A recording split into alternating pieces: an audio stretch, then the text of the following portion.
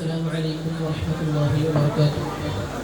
بسم الله والحمد لله الصلاة والسلام على أشرف المرسلين وعلى آله وصحبه أجمعين أما بعد.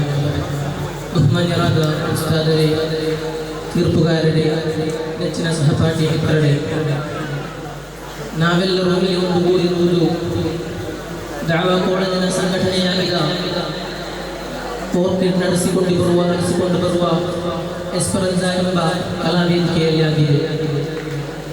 ಈ ವೇದಿಕೆಯಲ್ಲಿ ನಾನು ಬೆಳೆಯುತ್ತಿರುವ ಭಾರತ ಹಾಗೂ ಕುಗ್ಗುತ್ತಿರುವ ನ್ಯಾಯ ತೀರ್ಮಾನಗಳು ಎಂಬ ವಿಷಯವನ್ನು ಕುರಿತು ಒಂದೆರಡು ಮಾತುಗಳನ್ನಾಡಿ ನನ್ನ ಭಾಷಣಕ್ಕೆ ವಿರಾಮ ಹಾಕುತ್ತೇನೆ. ಈಗಿನ ಕಾಲಘಟ್ಟದಲ್ಲಿ ನಾವು ಬಹಳ ಅದ್ಭುತವಾದ ಒಂದು ಭಾರತವನ್ನು ಕಾಣಲು ಸಾಧ್ಯವಾಗುತ್ತದೆ. ಯಾಕೆಂದರೆ ನಮ್ಮ ಹೆಮ್ಮೆಯ ತ್ರಿವರ್ಣ ಧ್ವಜವು ಬಾಹ್ಯಾಕಾಶದಲ್ಲಿ ತೇಲುತ್ತಿದೆ. ಅದೇ ರೀತಿಯಲ್ಲಿ ಇಡೀ ಜಗತ್ತು ಕೂಡ ನಮ್ಮನ್ನು ಬೆರಗುಗಣ್ಣಿನಿಂದ ನೋಡುತ್ತಿದೆ. ರಸ್ತೆಗಳು ಸುಂದರವಾಗಿವೆ, ವಿಮಾನ ನಿಲ್ದಾಣಗಳು ಆಧುನಿಕವಾಗಿವೆ. ಅದೇ ರೀತಿಯಲ್ಲಿ ರೈಲು ಮತ್ತು ಮೆಟ್ರೋ ಮುಂತಾದ ಸಂಪ್ರದಾಯಗಳ ಮೂಲಕ ನಮ್ಮ ಕೆಲಸವು ಕೂಡ ಬಹಳ ಸುಲಭವಾಗಿ ಹೋಗುತ್ತಿದೆ. ತಂತ್ರಜ್ಞಾನದಲ್ಲಿ ಭಾರತವು ಅತಿ ದೊಡ್ಡ ಉನ್ನತ ಮಟ್ಟದಲ್ಲಿ ಇದೆ. ಇದನ್ನೆಲ್ಲ ನೋಡುವಾಗ ನಮಗೆ ಬಹಳ ಹೆಮ್ಮೆಯಿಂದ ಹೇಳಬಹುದು, ಭಾರತವು ದಿನದಿಂದ ದಿನಕ್ಕೆ ಒಳ್ಳೆಯ ರೀತಿಯಲ್ಲಿ ಬೆಳೆಯುತ್ತಾ ಹೋಗುತ್ತದೆ ಎಂದು ಹೇಳಬಹುದಾದರೂ ಕೂಡ ಈ ಪ್ರಗತಿಯ ಹಿಂದೆ ಒಂದು ಸತ್ಯವಾದ ಒಂದು ಕಾರ್ಯವೇನೆಂದರೆ, ಅದನ್ನು ಈ ರೀತಿಯಲ್ಲಿ ನಮಗೆ ಹೇಳಬಹುದು, ದೇಹವು ಬೆಳೆಯುತ್ತಾ ಹೋಗುತ್ತಿದೆ, ಆದರೆ ಮನಸ್ಸು ಮಾತ್ರ ಕುಗ್ಗುತ್ತಾ ಹೋಗುತ್ತಿದೆ. ನಮ್ಮ ಭಾರತದ ಈಗಿನ ಕಾಲಘಟ್ಟದಲ್ಲಿನ ಸಂಪ್ರದಾಯವನ್ನು ನಮಗೆ ಈ ರೀತಿಯಲ್ಲಿ ವಿಶೇಷಿಸಬಹುದು. ಏಕೆಂದರೆ ಭಾರತವು ಬೌದ್ಧಿಕವಾಗಿ ಬಹಳ ಉನ್ನತ ರೀತಿಯಲ್ಲಿ ಬೆಳೆಯುತ್ತಾ ಹೋಗುತ್ತಿದ್ದರೂ ಕೂಡ ನೀತಿ ನ್ಯಾಯ ತೀರ್ಮಾನಗಳಲ್ಲಿ ಬಹಳ ಮೋಸವಾದ ಒಂದು ವಾತಾವರಣವಾಗಿದೆ ಈಗಿನ ಕಾಲಘಟ್ಟದಲ್ಲಿ ಕಂಡುಬರುವುದು. ಇಲ್ಲಿ ನಮಗೆ ಭಾರತದ ಬೆಳವಣಿಗೆಗಳ ಕುರಿತು ಹೇಳುವುದಾದರೆ, ಸರಿಸುಮಾರು ಎಲ್ಲ ಕ್ಷೇತ್ರಗಳಲ್ಲಿಯೂ ಕೂಡ ಭಾರತವು ಗಣನೀಯ ಪ್ರಗತಿಯನ್ನು ಸಾಧಿಸಿದೆ. ವಿಜ್ಞಾನ ಮತ್ತು ತಂತ್ರಜ್ಞಾನದ ವಿಷಯದಲ್ಲಿ ಕುರಿತು ಹೇಳುವುದಾದರೆ, ಮಂಗಳಯಾನ, ಚಂದ್ರಯಾನ ಮುಂತಾದ ಹಲವು ಮಹತ್ವವಾದ ಕೆಲಸಗಳನ್ನು ನಮಗೆ ನಮ್ಮ ಶಾಸ್ತ್ರಜ್ಞರು ಭಾರತದಲ್ಲಿ ಮಾಡಿಕೊಟ್ಟಿದ್ದಾರೆ. ಮಾತ್ರವಲ್ಲ, ದೊಡ್ಡ ದೊಡ್ಡ ಉನ್ನತ ಕಂಪನಿಗಳಲ್ಲಿ ಈ ಭಾರತದ ಜನರು ತಲೆಬುರುಡೆಗಳಾಗಿ ಕೆಲಸ ಮಾಡುತ್ತಿದ್ದಾರೆ. ಆರ್ಥಿಕತೆಯ ವಿಷಯಗಳಲ್ಲಿ ಕುರಿತು ಹೇಳುವುದಾದರೆ, ವಿಶ್ವದ ಅತಿ ದೊಡ್ಡ ಆರ್ಥಿಕ ಶಕ್ತಿಯಲ್ಲಿ ನಮ್ಮ ಭಾರತವು ಕೂಡ ಒಂದು ದೇಶವಾಗಿದೆ. ಸುಮಾರು ದಶಕಗಳಿಂದ ಭಾರತವು ಆರ್ಥಿಕತೆಯನ್ನು ಕಾಪಾಡುತ್ತಾ ಬರುತ್ತಿದೆ. ಶಿಕ್ಷಣ ವಿಷಯದಲ್ಲಿ ಕುರಿತು ಹೇಳುವುದಾದರೆ, ವಿಶ್ವದ ಅತ್ಯುತ್ತಮ ಕಾಲೇಜುಗಳು ಹಾಗೂ ವಿದ್ಯಾಲಯಗಳು ಕೂಡ ಭಾರತ ದೇಶದಲ್ಲಿದೆ.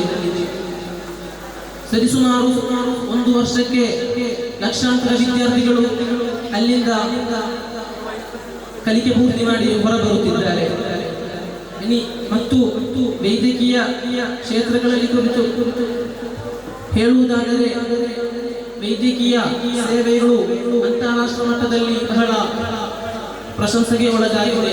ಯಾಕೆಂದರೆ ವಿದೇಶದಿಂದ ಅದೆಷ್ಟೋ ಜನರು ಭಾರತಕ್ಕೆ ಚಿಕಿತ್ಸೆಗೆ ಬೇಕಾಗಿ ಬರುತ್ತಿದೆ. ಇದೆಲ್ಲವಾಗಿದೆ ಭಾರತದ ನಿಜವಾದ ಒಂದು ಶಕ್ತಿ ಎಂದು ಹೇಳುವುದು. ಈ ರೀತಿಯಲ್ಲಿ ಎಲ್ಲ ಬೆಳವಣಿಗೆ ಭಾರತಕ್ಕೆ ಇದೆ ಎಂದು ನಮಗೆ ಹೇಳಲು ಸಾಧ್ಯವಾದರೂ ಕೂಡ ನಮ್ಮ ಕಣ್ಣುಗಳು ಮುಚ್ಚಿಡುವ ಒಂದು ರಹಸ್ಯವಿದೆ. ಅದು ಏನೆಂದರೆ ನೀತಿ ನ್ಯಾಯಗಳ ಕುಗ್ಗುವಿಕೆ ಆಗಿದೆ. ನಾವು ಇಲ್ಲಿ ಪ್ರಧಾನವಾಗಿ ತಿಳಿದಿರಬೇಕಾದ ಒಂದು ವಿಷಯವೇನೆಂದರೆ, ಒಂದು ಕಟ್ಟಡದ ಅಡಿಪಾಯ ಬಲವಾಗಿದ್ದರೆ ಮಾತ್ರ ಆ ಕಟ್ಟಡವು ಕುಸಿದು ಬೀಳದೆ ಇರುತ್ತದೆ. ಅಡಿಪಾಯ ಬಲವಾಗದೆ ಆ ಕಟ್ಟಡ ಎಷ್ಟು ಎತ್ತರಕ್ಕೆ ಹೋದರೂ ಕೂಡ ಇಂದಲ್ಲ ನಾಳೆ ಖಂಡಿತವಾಗಿ ಅದು ಕುಸಿದು ಬೀಳುತ್ತದೆ. ಅದೇ ರೀತಿಯಲ್ಲಿ ಆಗಿದೆ ಭಾರತದ ಇಂದಿನ ವಾತಾವರಣ. ಏಕೆಂದರೆ ಭೌತಿಕವಾಗಿ ಭಾರತ ಬಹಳ ಉನ್ನತ ಸ್ಥಾನದಲ್ಲಿ ಬೆಳೆಯುತ್ತಾ ಹೋಗುತ್ತಿದ್ದರೂ ಕೂಡ ನೀತಿ ನ್ಯಾಯ ಆಗಿದ ಭಾರತದ ಅಡಿಪಾಯ ಎಂದು ಹೇಳುವುದೇ ನೀತಿ ನ್ಯಾಯ ಮೌಲ್ಯಗಳಾಗಿವೆ. ನೀತಿ ನ್ಯಾಯ ಮೌಲ್ಯಗಳಾಗಿರುವ ಭಾರತದ ಅಡಿಪಾಯವು ದುರ್ಬಲವಾಗಿರುವುದರಿಂದ ಭಾರತದ ಬೆಳವಣಿಗೆಗೆ ಶಾಶ್ವತ ಇಲ್ಲ ಎಂದು ನಮಗೆ ಹೇಳಲು ಸಾಧ್ಯವಾಗುತ್ತದೆ. ನೀತಿ ನ್ಯಾಯಗಳ ಕಟ್ಟುವಿಕೆಯನ್ನು ಕುರಿತು ಹೇಳುವುದಾದರೆ ಭ್ರಷ್ಟಾಚಾರ ಕೇವಲ ಚಿಕ್ಕ ಕೆಲಸಗಳಿಗೂ ಕೂಡ ಈಗಿನ ಕಾಲಘಟ್ಟದಲ್ಲಿ ಲಂಚ ಕಟ್ಟಬೇಕಾದ ಒಂದು ವಾತಾವರಣವಾಗಿದೆ. ಅದರಲ್ಲಿ ಲಂಚ ಕಟ್ಟಿದವರಿಗೆ ಅವರ ಕೆಲಸವನ್ನು ಬೇಗನೆ ಮಾಡಿ ಹೋಗಬಹುದು. ಲಂಚ ಕಟ್ಟದೇ ಇರುವವರು ಅವರ ಕೆಲಸವು ಎಷ್ಟು ಹೊತ್ತು ಕಾದರೂ ಪೂರ್ಣವಾಗುವುದಿಲ್ಲ. ಅನ್ಯಾಯದ ಕುರಿತು ಹೇಳುವುದಾದರೆ ನಮ್ಮ ಭಾರತ ದೇಶದಲ್ಲಿ ಕಾನೂನುಗಳು ಶ್ರೀಮಂತರಿಗೂ ಅದೇ ರೀತಿಯಲ್ಲಿ ಬಡವರಿಗೂ ಒಂದೇ ಅಂತ ಹೇಳಲ್ಪಡುತ್ತದೆ. ಆದರೆ ನೀತಿ ನ್ಯಾಯಾಲಯಗಳಲ್ಲಿ ಓದುವುದಾದರೆ ನ್ಯಾಯಾಲಯಗಳಲ್ಲಿ ಶ್ರೀಮಂತರಿಗೆ ನೀತಿ ಸಿಗಲು ಕೇವಲ ಕ್ಷಣಗಳು ಸಾಕಾಗುತ್ತದೆ. ಅದೇ ರೀತಿ ಬಡವರಿಗಾದರೆ ಅಷ್ಟು ವರ್ಷಗಳು ನ್ಯಾಯಾಲಯಗಳ ಹಿಂದೆ ಹೋಗಿದ್ದರೂ ಕೂಡ ಅವರಿಗೆ ನೀತಿ ಸಿಗುವುದಿಲ್ಲ. ಈ ತರವೆಲ್ಲ ಆಗುವುದರಿಂದ ನಮ್ಮ ಭಾರತ ದೇಶದಲ್ಲಿ ಇದರಿಂದಾಗಿ ಹಲವಾರು ಪರಿಣಾಮಗಳು ಬೀರುತ್ತದೆ. ಏಕೆಂದರೆ ನೀತಿ ಇಲ್ಲದ ವಾತಾವರಣವು ಶಾಂತಿ ಇರುವುದಿಲ್ಲ. ಶಾಂತಿ ಇಲ್ಲದ ವಾತಾವರಣವು ಶಾಶ್ವತವಾಗಿರುವುದಿಲ್ಲ. ಇದಕ್ಕೆ ನಮಗೆ ಕಾಣಲು ಸಾಧ್ಯವಾಗುವ ಪರಿಹಾರವೇನೆಂದರೆ ನ್ಯಾಯವನ್ನು ಎಲ್ಲರಿಗೂ ಸಮಾನವಾಗಿ ತಲುಪಿಸುವಂತೆ ನಾವು ಮಾಡಬೇಕು. ಭಾರತವು ಬೆಳೆಯುವುದು ಎಂದು ಹೇಳುವುದು ನಿಜವಾಗಿದೆ. ಆದರೆ ಕೇವಲ ಭೌತಿಕವಾಗಿ ಬೆಳೆಯುವುದರಿಂದ ಯಾವ ರೀತಿಯ ಫಲವು ನಮ್ಮ ದೇಶದಲ್ಲಿ ಉಂಟಾಗುವುದಿಲ್ಲ. ಹೊರತು ಭೌತಿಕವಾದ ಜೊತೆಗೆ ನೈತಿಕವಾದ ಮೌಲ್ಯಗಳನ್ನು ಕೂಡ ಬಳಸಬೇಕು ಎಂದು ಮಾತ್ರ ಹೇಳುತ್ತಾ ನನ್ನ ಮಾತಿಗೆ ವಿರಾಮ. ಅಸ್ಸಲಾಮು ಅಲೈಕುಂ ವರಹಮತುಲ್ಲಾಹಿ ವಬರಕಾತುಹು.